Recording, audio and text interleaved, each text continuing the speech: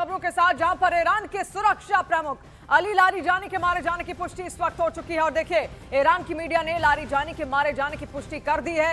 Report के मुताबिक Iran की सुप्रीम नेशनल सिक्योरिटी काउंसिल ने बताया कि लारीजानी, उनके बेटे और एक सहायक रात भर चले इजरायली हमले में मारे गए। दावा किया जा रहा है कि लारीजानी ईरान के परदेस इलाके में अपनी बेटी के घर पर रह रहे थे और तब जब इजराइल ने हवाई अटैक किया, यही वो घर जिसमें लारीजानी के मारे जाने की बात कही जा रही है। और लारीजानी की मौत परदेस में उनके बेटी के घर पर ही हुई और ये उसी घर की तस्वीर इस वक्त हम आपको दिखा रहे हैं। बताया जा रहा है कि लारीजानी अपने बेटे और अंगरक्षकों के साथ मौजूद थे जब इजराइल ने एयर स्ट्राइक की और लारीजानी को मार गिराया। ईरानी मीडिया के बाद IRGC ने भी अब इसकी पुष्टि कर दी है।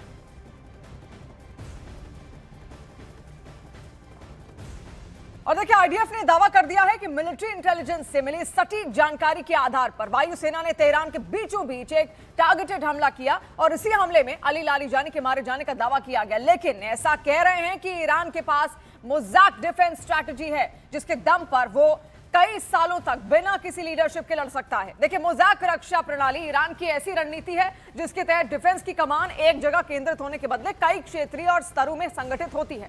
इस मॉडल में IRGC, buses regular army unit, इसके अलावा मिसाइल फोर्स, नौसेना संसाधन और स्थानीय कमान संरचनाएं एक वितरित प्रणाली के हिस्से हैं। किसी हमले में यदि एक हिस्सा क्षतिग्रस्त हो भी जाता है तो अन्य काम करते रहते हैं और यदि वरिष्ठ नेता मारे जाते हैं तो भी डिफेंस की ये सीरीज तबाह नहीं होती। मोज़ाक डिफेंस नीति के तहत इस्लामिक रेवोल्यूशनरी गार्ड कोर के लिए 31 स्वतंत्र कमांड बनाई गई हैं। हर कमान एक आत्मनिर्भर इकाई थी जो पहले से तय योजना के आधार पर काम करने में सक्षम है। इसके पास अपने मिसाइल और ड्रोन बेड़े रखे गए हैं और ये किसी निर्णायक जीत की योजना नहीं बल्कि ऐसी रणनीति है जो हार को असंभव बना देती है। और सबसे खास बात तो यह है कि शीर्ष नेतृत्व से संपर्क टूट भी जाता है तो मोज़ाक डिफेंस नीति के तहत सेना की ये टुकड़ियां अपने दम पर कार्रवाई करने का अधिकार और क्षमता रखती हैं।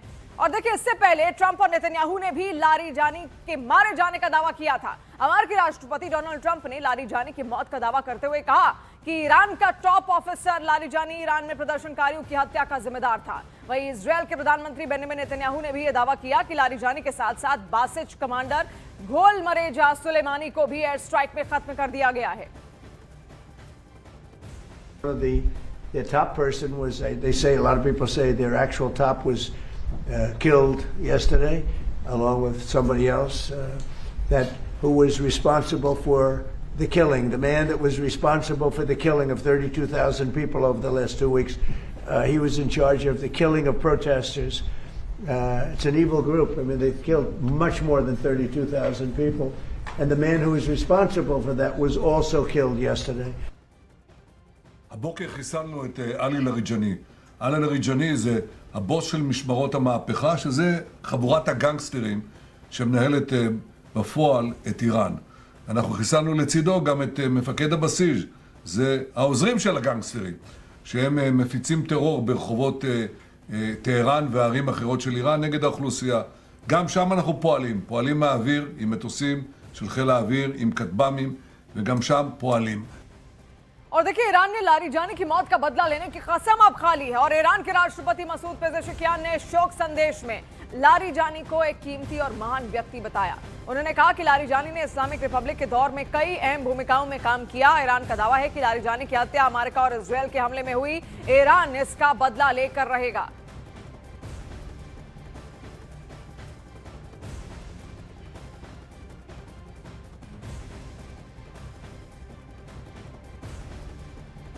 और देखिए, ईरान के सुरक्षा प्रमुख अली लारीजानी के मारे जाने पर ईरान के विदेश मंत्री अब्बास अरागची ने भी बड़ा बयान दिया। अरागची ने कहा है कि अधिकारियों की हत्या से कोई असर नहीं पड़ने वाला। अली लारीजानी की मौत पर अरागची ने यह भी बोला कि ईरान की राजनीतिक व्यवस्था मजबूत रहेगी। शीर्ष अधिकारियों की हत्या से ईरान की सरकार को कोई झटका नहीं लगेगा। किसी एक व्यक्ति की मौजूदगी या गैर मौजूदगी इस ढांचे को प्रभावित नहीं करती। और देखिए, वहीं ईरान के न्यूक्लियर प्लांट से जुड़ी इस वक्त एक बड़ी खबर भी सामने आ रही है, जहां पर इजरायल और अमेरिकी सेना के हमले में ईरान के बुशहर न्यूक्लियर प्लांट को भी टारगेट किया गया। संयुक्त राष्ट्र की परमाणु निगरानी संस्था ने बुशहर न्यूक्लियर प्लांट पर हमले की पुष्टि कर दी है। यूनाइटेड नेशंस के मुताबिक बुशहर परमाणु ऊर्जा संयंत्र परिसर पर एक मिसाइल भी गिरी और हालांकि इस घटना में संयंत्र को किसी तरीके जाने का कोई नुकसान या फिर कर्मचारियों के घायल होने की कोई सूचना अब तक नहीं मिली है, लेकिन यूनाइटेड नेशंस ने इस बात की पुष्टि यहां पर करी। अब भी हमले थमे नहीं है और कैसे जो उच्च अधिकारी हैं ईरान के इस वक्त इजरायल के टारगेट पर हैं वो भी आपने देखा, और जितने भी बड़े पावर प्लांट्स वहां पर हैं या फिर न्यूक्लियर पावर प्लांट्स हैं उनको भी टारगेट किया जा रहा है इजरायल की ओर से। अब देखिए, नेतन्याहू को लेकर सस्पेंस बना हुआ है, तो उधर ईरान के नए सुप्रीम लीडर मोस्तफा खामनेई को लेकर भी अब तक कई सारे दावे निकलकर सामने आ चुके हैं। पहले दावा हुआ कि मोस्तफा खामनेई रूस में अपना इलाज करा रहे हैं, और कुवैत के एक अखबार अल जरीदा की ओर से दावा किया गया कि मोस्तफा को खुद पुतिन ने रूस आने और वहां पर इलाज कराने का ऑफर दिया था। युद्ध के बीच दावा किया गया कि मोस्तफा एक विशेष विमान से मॉस्को पहुंचे और वहां पर उनका इलाज भी हो रहा है, लेकिन देखिए अब भी सच्चाई सबके सामने नहीं है।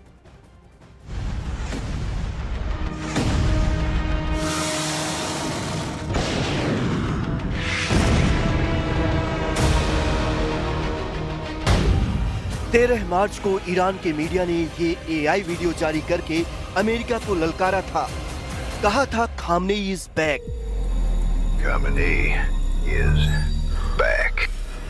इसके अलावा 12 मार्च को ईरान का नया सुप्रीम लीडर बनने के बाद मोज्तबा खामनेई ने पहली बार आधिकारिक बयान जारी किया था।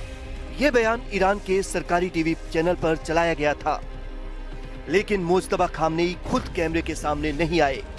उनके बयान को एक न्यूज एंकर ने पढ़कर सुनाया था, यानी न मोज्तबा का चेहरा दिखा था और न ही उनकी आवाज सुनाई दी। और इसीलिए अमेरिका और इजराइल दोनों पूछ रहे हैं कि मोज्तबा खामनेई कहां हैं। खबर तो ये तक है कि अमेरिका मोज्तबा का सुराग देने वाले को 92 करोड़ रुपए का इनाम देगा। हालांकि ट्रंप ने कुछ दिन पहले बयान दिया था कि उन्हें लगता है कि मोज्तबा जिंदा हैं।